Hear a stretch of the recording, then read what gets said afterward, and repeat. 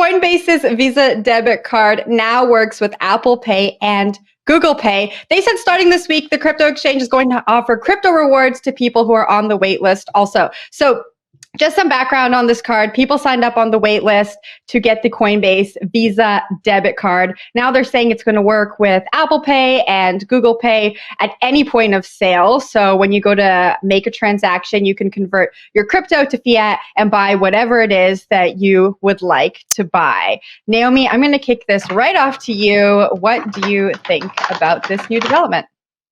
Yeah, I think it's great. I mean, as we know, BitPay already works through Apple Pay with their Visa debit card. But Visa and MasterCard, it's so funny. We talk about crypto as being like, it's an alternative to these payment processors and these point of sale systems and all of that. And yet, Visa and MasterCard, once they got on board the crypto train, have been the ones facilitating all of this. It takes a long time for merchants to want to add different point of sale applications and terminals and things like that. It seems that Visa and MasterCard really still are the channel through which people are doing this. And we're not away from that. I'm looking forward to a time when we don't need Visa and MasterCard and we have more competition in the marketplace in terms of different fee structures and things that are perhaps decentralized and not centralized entities. But I still think it's a positive development. I'm excited to see crypto be accepted at more places without the merchants even having to be on board with that. But David, I'll throw it to you and Steve. So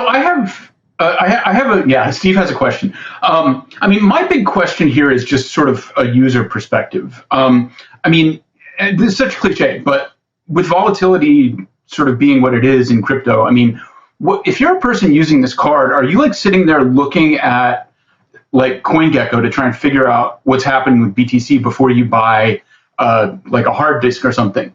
That's a real question for me because like it just seems to add another layer of complexity, and I just wonder how people perceive that. I have another question, but I'll leave it till the next one.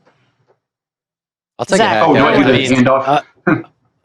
I'll take it. I'll take it. I mean, I'm very bearish on like crypto payments generally, but where this gets potentially interesting is with USDC, right? If you're using a stable coin, in your Coinbase account to make purchases at any number of retailers with the ease of tapping your iPhone to the scanner, maybe that's potentially transformative. I think USDC is certainly gaining momentum. There's becoming a lot of applications on the internet that are using USDC, whether it's Dapper Labs, NBA Top Shot, at Blockfolio recently announcing USDC integration. There are ways to transfer your dollars into these digitized dollars and potentially spend them in a way that would make sense. I'm a little bit unclear on like what the tax implications of spending stablecoins are, and I don't know if there's any clear guidance on that yet. I think Naomi may have more experience with that, but I think on the stablecoin side, this could get interesting if momentum around USDC in particular picks up. But I'll toss this to Naomi. Yeah, I'll throw it to Jen first, and then I'll weigh in on the tax and other things. I just wanted to give some clarity there. So if you're using USDC through the card, there's no fee associated with it. If you're using any other crypto, there's a 2.49% fee to kind of change that crypto into fiat. Yeah. And then also the tax implications. So I know, Naomi, you're going to talk more about taxes, but my question is, people who are using this card, like how are they going to know how to report their transactions for taxes? I just feel like there's a lot of confusion there that makes it harder for the mainstream audience who might want to use something like this. But Naomi, back to you.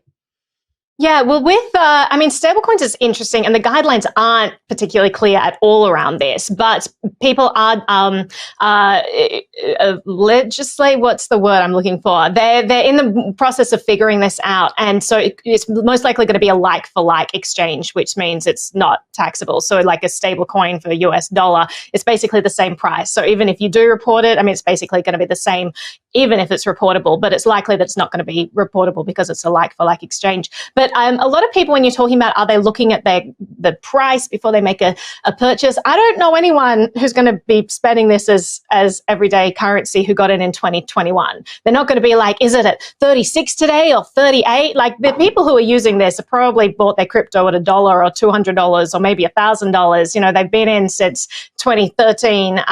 They're all the people that I know who are doing this. So yeah, it doesn't matter what the price is doing at any given time. They're still making a boatload by spending this, even if they have to pay 30% capital gains at the end of the day or however much capital gains is. But Zach, I'll throw this to you. Yeah, on the fees thing, that's interesting. There's some rewards associated with this. I think they're more favorable. You get a higher rewards if you take it in XLM, Stellar's native currency. I think there's also Bitcoin rewards associated with it. But maybe that'll sort of like nudge the needle here. Again, bearish on crypto for payments, but if the calculation is there where you can get crypto as a reward for spending, hey, maybe that would get you off the fence toward spending that cryptocurrency as opposed to treating it as an asset. David, I think you had something to say, so I'm going to toss it right up to you. I have a very brief comment, which is that hopefully, if you're in the category that Naomi described, go nuts. But if you're at all financially detail oriented, 3% is an insane fee to be able to spend your crypto. So, I mean, I don't know if I am allowed to say this, but I would not recommend that. Yeah, say it away. I You're agree. allowed. It's crazy. That's Anything why we goes need on the hash. alternatives to Visa and Steve said MasterCard. But I will also add that there are already lots of rewards that are pushing people into the consumer sphere. Places like Purse, places like Bitrefill, they all offer rewards back. That's why so many people I know are using crypto every day, because they can save 37% on every Amazon purchase that they make. They can get 10% every time they use Lightning. So these things are definitely nudging people because it makes up all of the capital gains that most people would have to pay on this.